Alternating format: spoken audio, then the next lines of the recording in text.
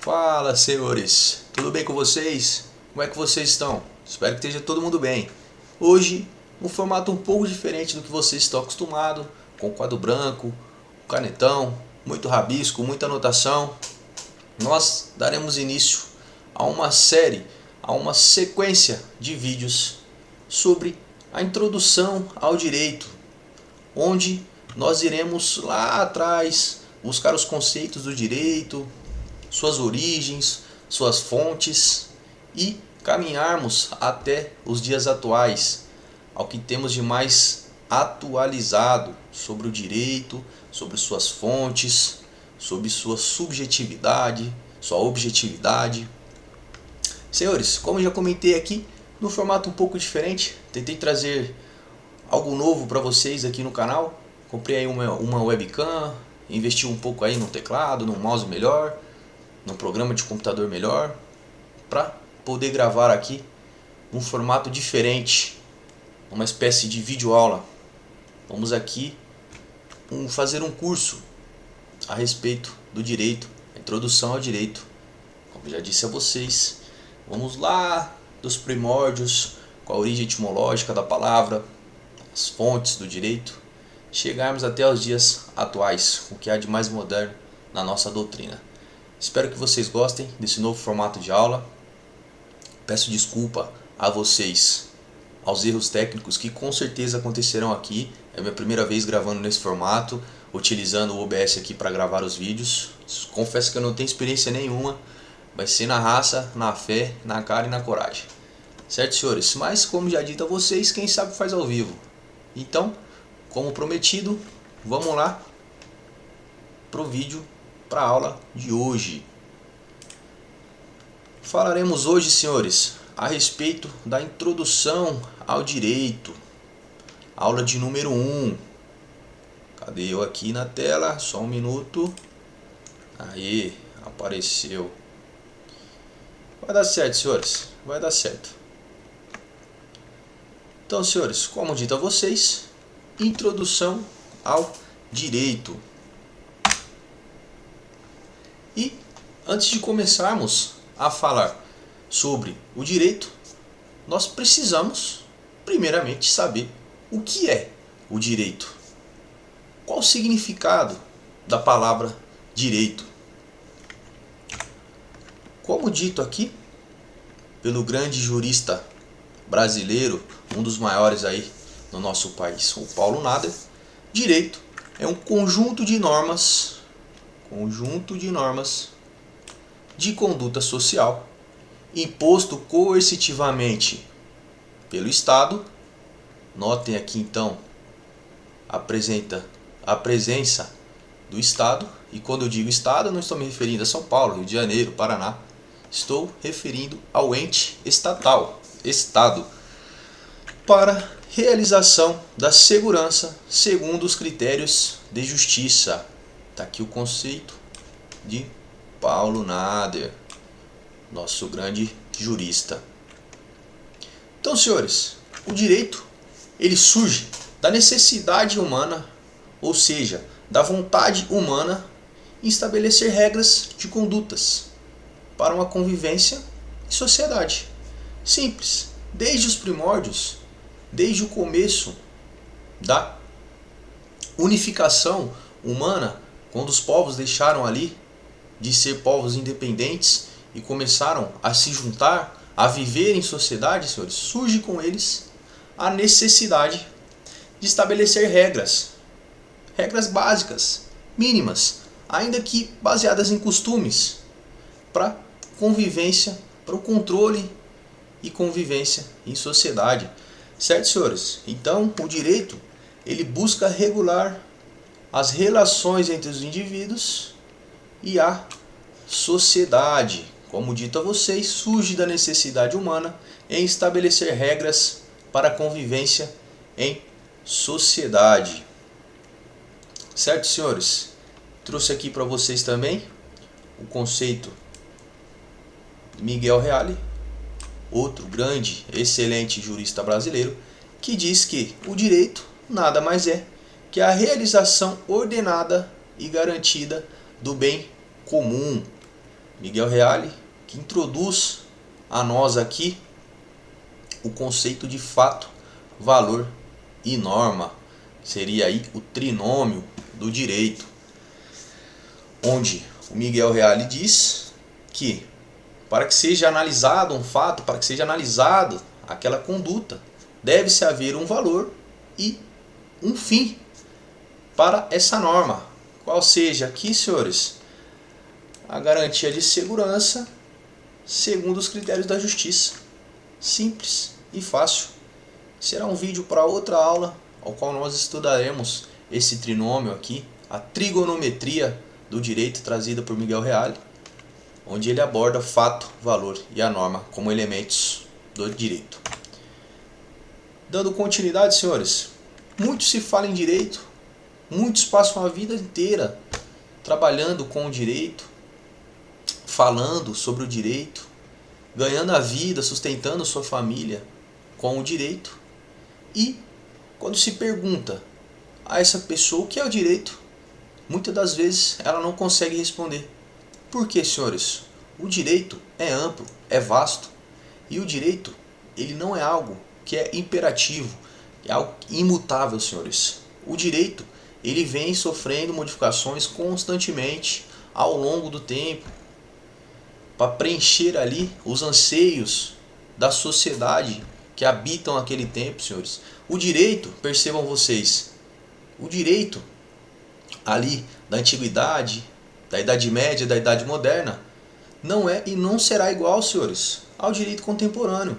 A sociedade ao qual vivemos hoje, essa sociedade capitalista que estabelece relações de contrato entre as pessoas, subjetivando o direito aos indivíduos, é completamente diferente, senhores, das sociedades antigas, onde o que imperava e o que reinava era o poder, seja na relação entre sucerano e vassalo, a sucessão, fugiu a palavra, a relação entre o senhor e o escravo, o senhor de engenho e o escravo, senhores. O próprio pai de família, antigamente, senhores, tinha um poder familiar de fato. O pai de família não é esse ao qual nós conhecemos hoje. Antigamente o pai de família tinha real poder sobre a família, sobre os filhos, sobre as mulheres, a mulher, quando não, as mulheres. Percebam, senhores, que com o passar do tempo, os anseios da sociedade eles vão mudando e com isso o direito vai mudando também. Ele vai se moldando à sociedade, pois o direito, como dito a vocês anteriormente, nada mais é que algo criado pela sociedade para regular a convivência no meio social. Conforme a sociedade evolui ou regride, como você preferir, o direito irá regredir ou evoluir. Certo, senhores? Vamos falar um pouquinho aqui do conceito do direito e como o direito ele era abordado lá nos primórdios, na origem ali do homem, do ser sociável, da sociedade. Esse copinho aqui, senhores, é original, hein? Patrocinado pela Honda. E Honda, patrocina nós. Vamos lá, senhores. O direito da antiguidade está relacionado a um direito consuetudinário. Consuetudinário ou um direito natural. Para quem não sabe, senhores, essa palavra, esse xingamento aqui difícil, consuetudinário, está relacionado aos costumes, senhores. Costumes. Sua avó não tem aquele costume lá de tirar tudo da tomada, tá chovendo, vai dar um relâmpago e vai queimar tudo. Costumes, senhores, que vem sendo passado de geração em geração. Aqui, o direito estava muito relacionado com a linguagem, com o falar, era o direito falado. Não tínhamos lá uma norma, um manual de direito escrito. O direito era passado de geração em geração através dos costumes, senhores. Então, nesse contexto histórico, o direito estava relacionado às normas comuns da vida, normas comuns da vida, também conhecida como costumes. E aqui faço um destaque para vocês ao Código de Hammurabi. Código de Hammurabi. Apesar de várias controvérsias, senhores, a maioria da doutrina converge aí. Converge não. A maioria da doutrina concorda que uma das primeiras fontes escritas do direito é o Código de Hammurabi. Hammurabi, que foi um grande rei, imperador lá da Mesopotâmia, e trouxe a primeira noção de direito escrito com seu código, onde ele trazia ali direitos e deveres, muito mais deveres que direitos. Ele trazia em seu código ali as sanções, os tipos de pena, um código que estava estritamente ligado à lei de Talião, o famoso olho por olho, dente por dente. Então Hammurabi ele vai trazer aqui no seu código as primeiras noções de dignidade e justiça. Neste mesmo período, senhores, os gregos eles introduziram a ideia de leis eternas e imutáveis, com um direito, deixa eu mudar a cor aqui, com um direito que eles chamavam de dikaion. Então, o conceito, a palavra utilizada para descrever o direito aqui para os gregos era o dikaion.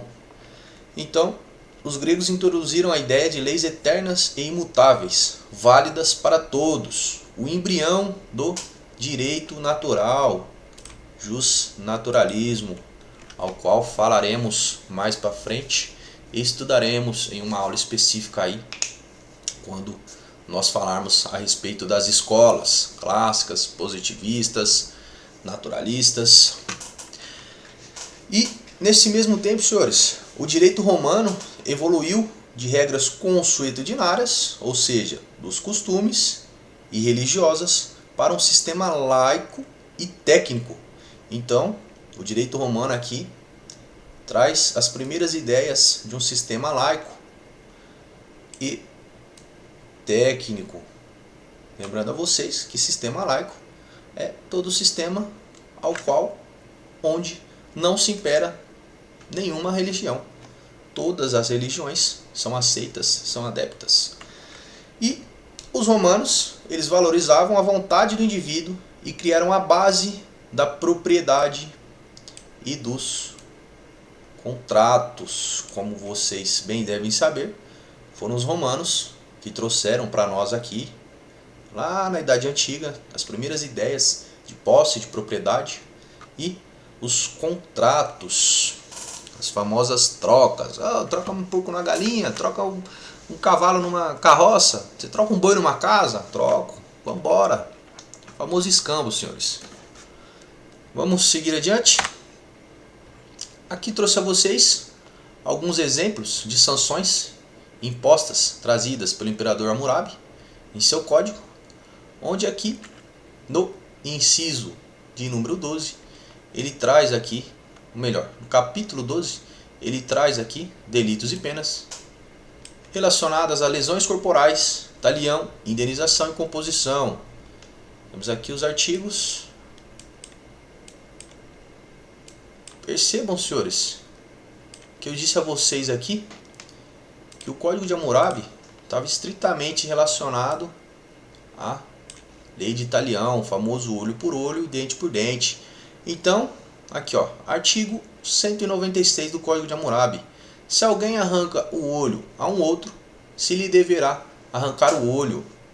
Se ele quebra o osso a um outro, se lhe deverá quebrar o osso. O que Hammurabi está nos dizendo aqui, senhores? Se você arrancar o meu olho, quem te julgar, ou melhor, quem te aplicar a sanção, arrancará o seu olho. Se você quebra um osso de alguém, quebrarão um osso seu. Aqui, mais uma vez aqui, a mulher como objeto, como disse a vocês, era um tempo, uma cidade extremamente patriarcal, onde o homem detinha todo o conhecimento e poder. Se alguém bate numa mulher livre e a faz abortar, deverá pagar 10 ciclos pelo feto. Se essa mulher morre, se deverá matar o filho dela. Então, senhores, aquela mulher que era livre, não era escrava, casada com um homem que está ali grávida e apanha, toma um couro ali de alguém na rua e perde o seu bebê. Qual seria a sanção para essa pessoa, senhores? Se a mulher aborta, essa pessoa pagará 10 ciclos pelo feto, pelo bebezinho ali que morreu na barriga da sua mãe. Se essa mulher morre, se deverá matar o filho dele. Ou seja, se a mulher morrer e essa pessoa tiver um filho, o filho dele será morto. E se ele não tiver um filho, obviamente, consequentemente, ele será morto. Avancemos aqui, senhores, até a Idade Média, onde o que nós temos aqui é uma noção de direito divino e o justnaturalismo.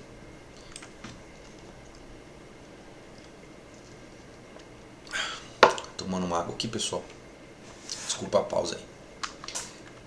Aqui, na Idade Média, o direito ele era fortemente influenciado pela Igreja e por Deus. Lembrando a vocês que o centro de poder, o centro político, na época da Idade Média, além do rei, era a Igreja. A figura do Papa é quem detinha todo o conhecimento, todo o poder. E quando eu falo de poder aqui, eu não falo só de poder dentro da igreja.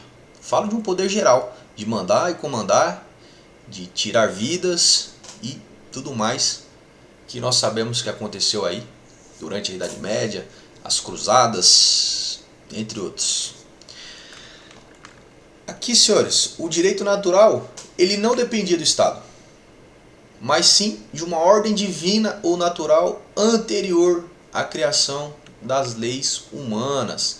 Percebam que aqui então, o direito que era tratado de direito natural, ele não dependia do Estado, ou seja, ele não se originava, ele não advinha do Estado, mas sim de uma ordem divina ou natural anterior à criação das leis humanas.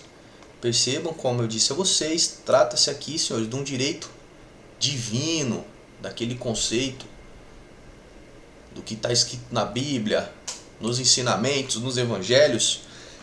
Era isso que se tinha por base para a aplicação do direito na Idade Média. Neste contexto histórico, a forte influência das tradições germânicas. Então aqui, na Idade Média, senhores, nós teremos forte influência das tradições germânicas. Quais eram essas tradições, professores? A compensação e as ordalhas. Ordalhas, senhores, está relacionada àquelas provas que eram realizadas na Idade Média para verificar a veracidade ou não de um fato. Se dava o nome de ordalhas. Temos aqui um exemplo de uma das ordalhas, que era a prova do ferro em brasa, senhores, onde o acusado deveria caminhar sobre ferros quentes ou segurar um ferro incandescente. Se após alguns dias a ferida cicatrizasse bem, notem isso aqui, senhores, era considerado inocente. Aqui, senhores, imperava a ideia de que, perceba que eu estou me referindo às ordalhas, às tradições germânicas, imperava a ideia daqui, senhores, de que Deus salvaria, Deus mostraria a verdade. Portanto, se esse indivíduo que caminha sobre ferro quente ou que segura um ferro incandescente, após alguns dias a sua ferida cicatrizasse, ele não viesse a morrer ou muitas vezes perder aquela mão ou os pés, significa que ele era inocente, por isso Deus curou ele. Deus deu outra chance a ele, por ele ser inocente. Percebam que aqui o julgamento era do divino, senhores.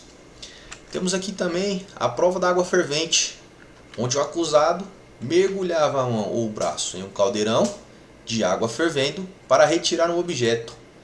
Se saísse ileso, Deus o teria protegido. Então percebam aqui o que eu acabei de dizer para vocês, que é a ideia de que Deus protegeria aquele indivíduo se ele fosse inocente, e da mesma maneira Deus o puniria se ele fosse culpado. Quem não se lembra aí, ou quem nunca se ouviu falar do martelo das bruxas, recomendo a você que, se não sabe do que eu estou falando, procura aí um videozinho no YouTube, leia algum artigo aí que fala sobre o martelo das bruxas e a maneira sobre a qual a igreja punia aquelas mulheres que eram consideradas bruxas. E aqui, senhores, não são só esses tipos de ordalhas, existem milhares. Se você pesquisar aí a fundo, você vai ver os absurdos, as atrocidades deste povo, dessa época, que eles cometiam, acreditando que aquilo se tratava de direito, que aquilo era o certo e que era o correto. Exemplos de outras ordalhas, senhores. O indivíduo era amarrado, uma pedra no seu pescoço e atirado no rio. Se ele afundasse, por consequência morresse, ele era culpado.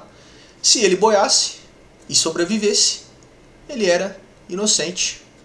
Percebam, senhores, a loucura que hoje, falando assim, isso parece ser, mas naquela época, como eu disse a vocês, o direito ele era fortemente influenciado pela igreja e por Deus. Então, havia essa concepção de que Deus iria proteger aquele cidadão que era inocente. Percebam que aqui então, quem julgava, quem era o julgador aqui nesse momento histórico, era Deus. Apesar de ser proferida a sentença ali por um juiz, na maioria das vezes pelos reis, que era quem decidia quais seriam as punições e como seriam aplicadas, quem daria o veredito final seria Deus. Certo, senhores? Então, procurem aí o martelo das bruxas, as ordalhas germânicas. Vocês vão ver aí que isso aqui é o mais leve que eu trouxe para vocês aqui. Seguindo, senhores, Idade Moderna. Aqui nós temos a noção de um direito contratualista, que sofre aqui muita influência do iluminismo.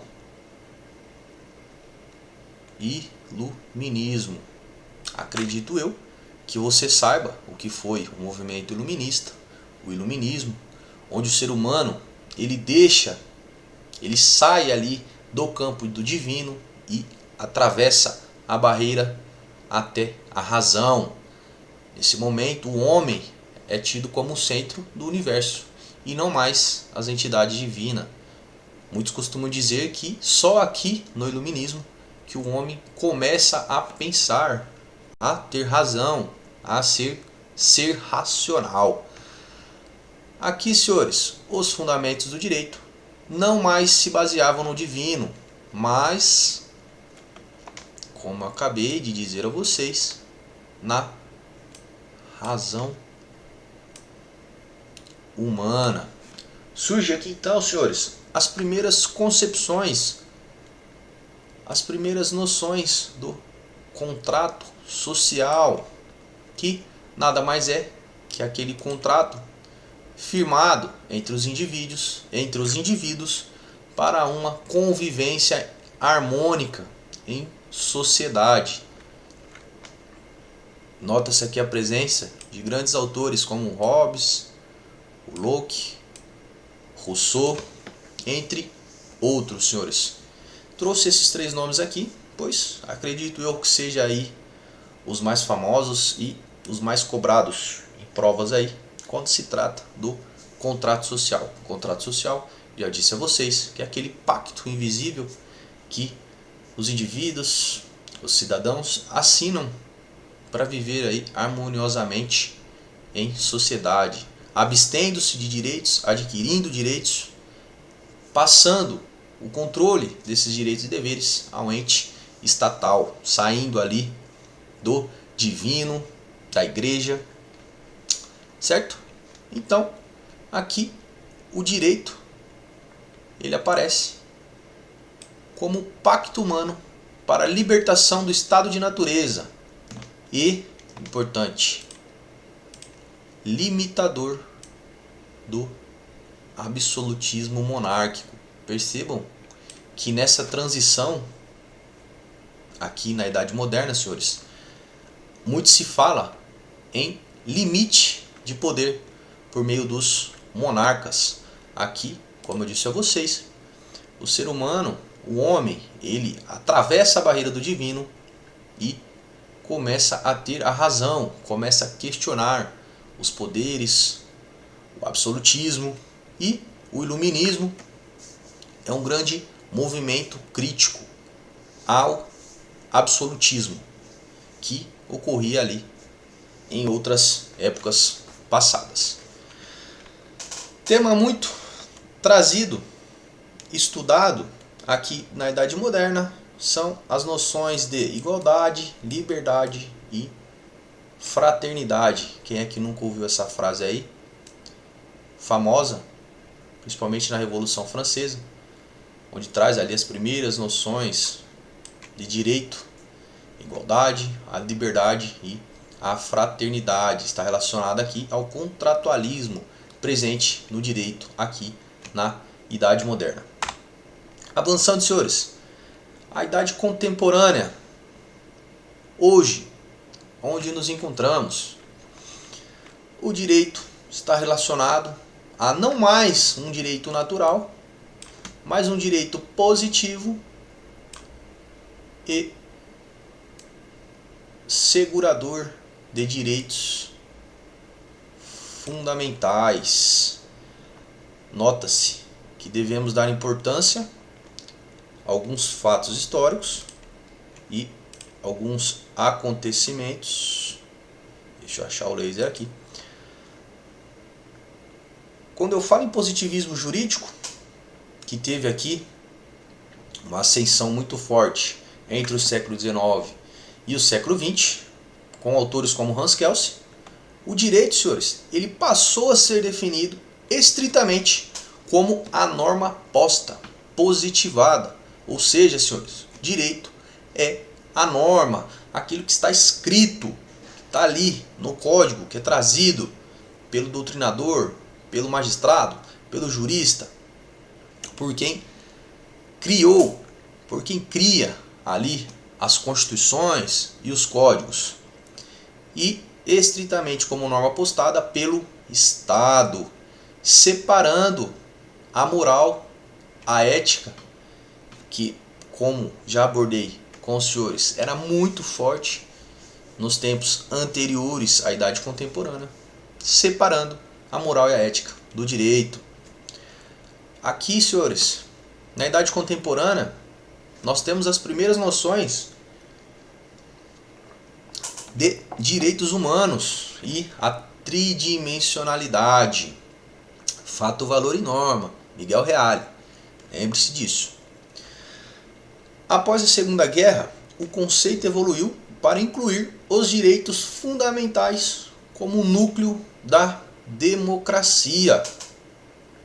Então,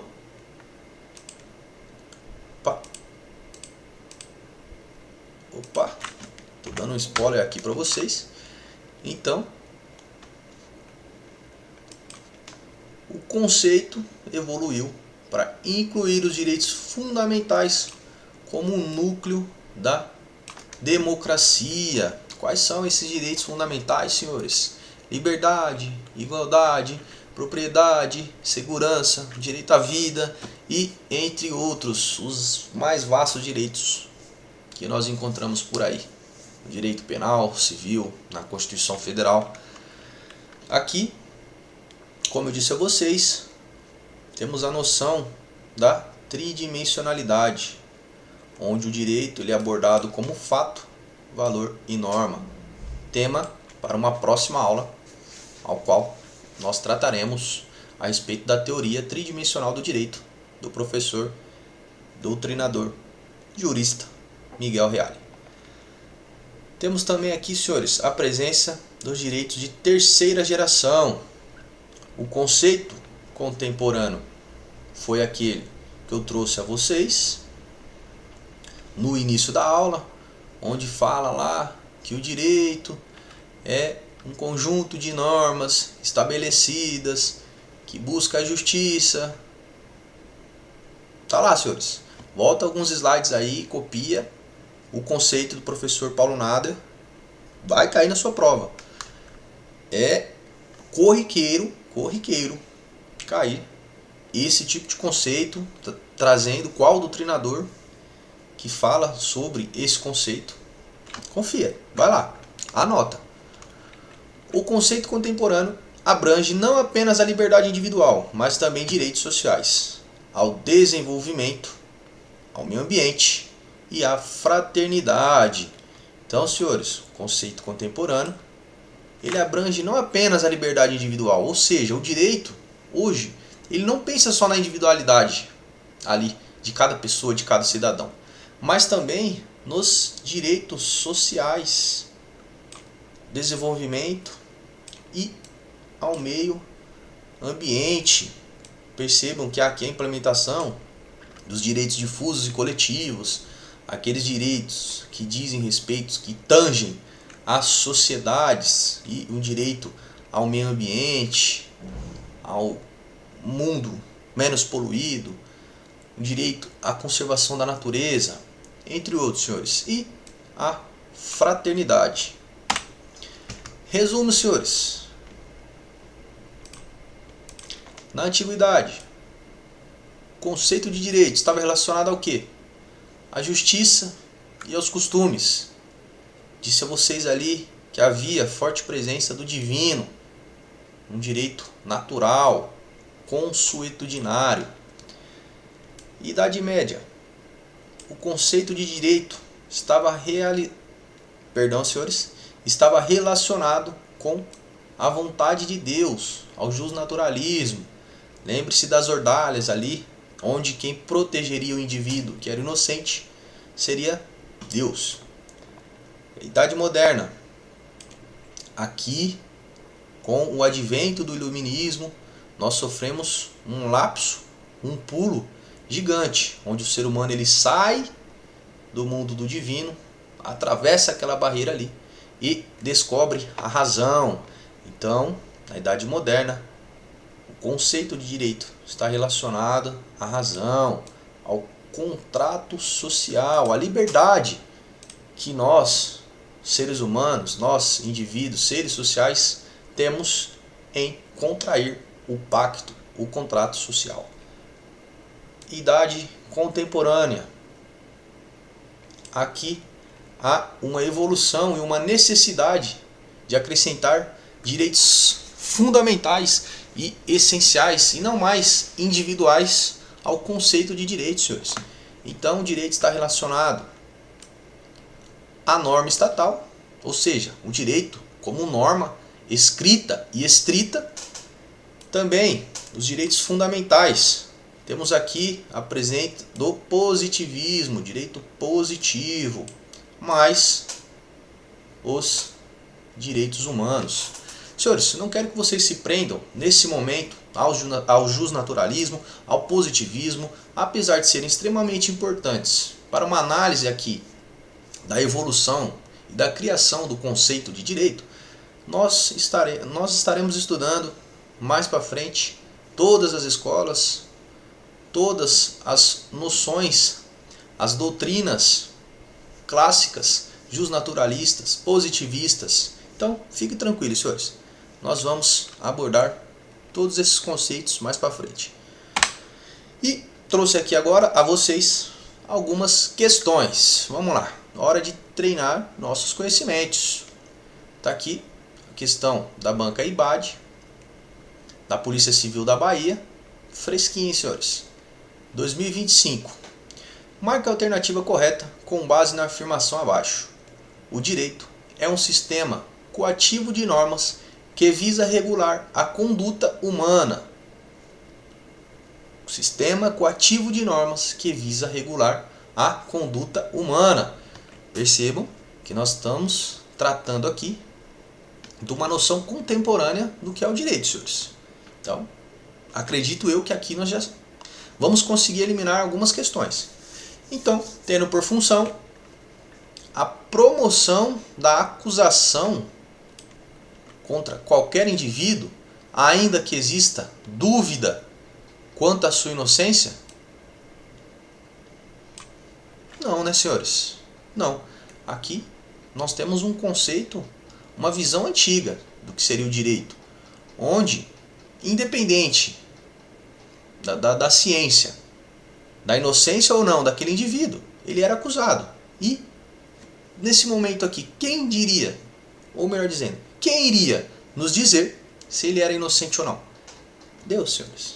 Deus. Perceba, estamos falando aqui de uma Idade Média. Acredito que não seja essa. Vamos ver as próximas. A busca pela promoção da justiça através da aplicação de tratamento igualitário e equitativo para que todos que estejam nas mesmas condições possam ser tratados da mesma maneira. Percebam, senhores, aqui, mesmo que de maneira implícita, traz para a gente o que nós já conversamos sobre o conceito contemporâneo de direito. Promoção da justiça, o tratamento igualitário, a igualdade e equitativo para que todos que estejam nas mesmas condições possam ser tratados da mesma maneira. Ou seja, senhores, não há aqui mais a distinção entre sucerano, vassalo, senhor de engenho, escravo. Percebam, senhores, aqui todo mundo está sendo tratado igual. A princípio, essa para mim parece ser a mais correta. C. A busca pelas provas, sem preocupação quanto à sua legitimidade ou idoneidade? Não, não, senhores. Enquadrar os indivíduos na prática de crimes e contravenções penais, tendo sempre o réu de provar a sua inocência? Muito pelo contrário, né, senhores? Quem tem que provar que o réu não é inocente é quem o acusa.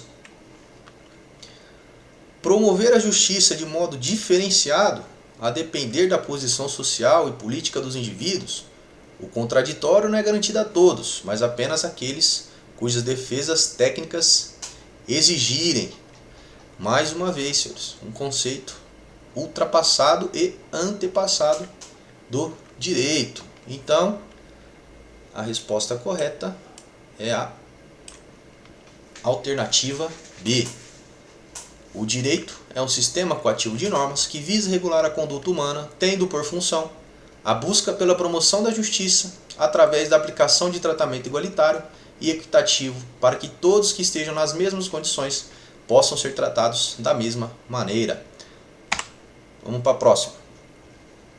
Da Banca FURB, Prefeitura de Timbó, Santa Catarina, para o cargo de advogado. As teorias do pensamento jurídico são abordagens filosóficas que buscam entender a natureza, origem e função do direito. As principais teorias incluem o justnaturalismo, o positivismo jurídico e o pós-positivismo. As principais características do justnaturalismo são: alternativa A. Baseia-se na ideia de que o direito é derivado de princípios naturais e morais inerentes à humanidade, enfatizando a importância do contexto histórico, social e cultural na interpretação e aplicação do direito? Não. Alternativa B. Baseia-se na ideia de que o direito é derivado de princípios naturais e morais inerentes à humanidade e, por isso, é conhecido como teoria pura do direito, universal e imutável. Senhores, apesar de eu ainda não ter me aprofundado com vocês a respeito do justnaturalismo, eu acredito que, com o pouco que nós estudamos, que vimos aqui, da evolução do direito, da evolução do justnaturalismo e do positivismo, já deu para perceber que essas duas questões não estão corretas. Principalmente aqui que fala sobre a teoria pura do direito, universal e imutável, não tem muita relação aqui com o justnaturalismo. Surgiu como uma crítica ao positivismo? Não, senhores. Até porque o movimento positivista, o positivismo jurídico, ele surge após o justnaturalismo, enfatizando a importância do contexto histórico, social e cultural na interpretação e aplicação do direito. Ele reconhece que o direito não é apenas um conjunto de normas, mas também um fenômeno social completo. Também não, senhores. Alternativa D, de Deus.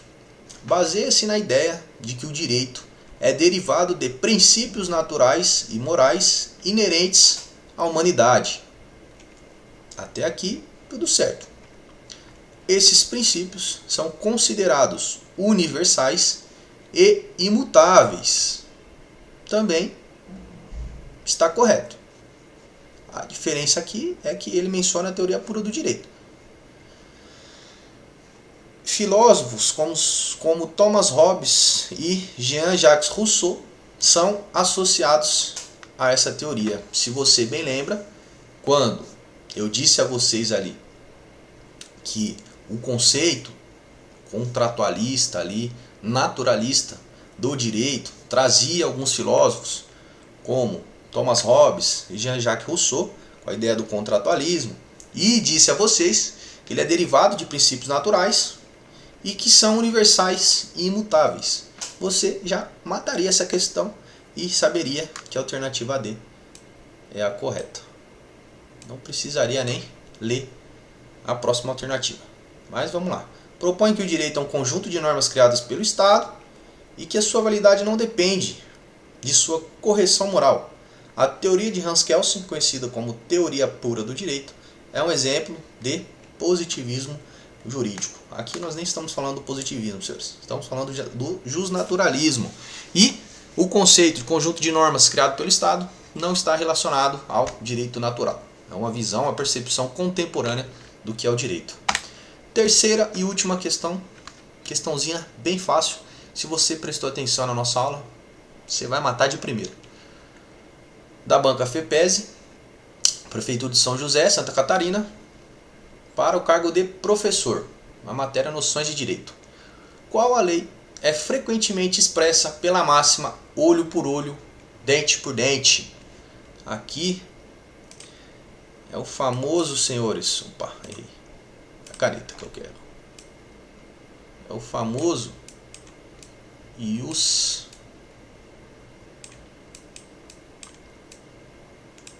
talionis. Ius talionis. Ou a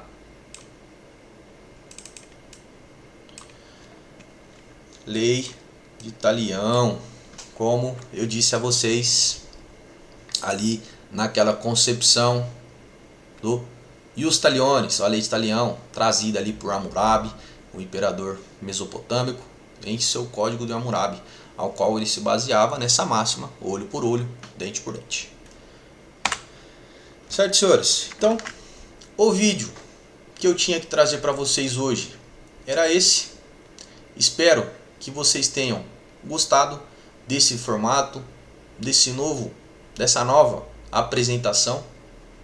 Acredito eu que esse formato de aula dará muito certo e será muito útil para que a gente possa dar continuidade aqui e avançar no nosso estudo sobre o direito. Certo, senhores? Então, gostaria de agradecer a todos vocês que permaneceram aqui nesse vídeo até agora. Vai ser uma videoaula um pouco longa, porque o tema é muito longo. Perceba que nós trouxemos aqui o conceito de direito desde os primórdios, ali nas primeiras concepções de sociedade, até o que nós temos de mais atual, de mais contemporâneo a respeito do direito. Quero agradecer a todos vocês que vêm curtindo, comentando, compartilhando os meus vídeos e gostaria muito de um feedback de vocês aqui no comentário. O que vocês acharam do formato da aula, do formato da apresentação, do conteúdo e da ideia de trazer aqui esse curso de introdução ao direito. Senhores, mais uma vez agradeço a todos vocês que estão sempre presentes aqui no canal. Vejo vocês no próximo vídeo. Desculpa aí os erros de gravações. Aqui, senhores, quem sabe faz ao vivo. Vocês sabem que comigo é assim. O importante é que vocês compreendam o conteúdo. Se vai ficar bom, apresentável ou não, são outros 500. Para mim, o que importa é você gravar aí o conteúdo. Certo, pessoal? Então, até o próximo vídeo. Abraço. Fique com Deus.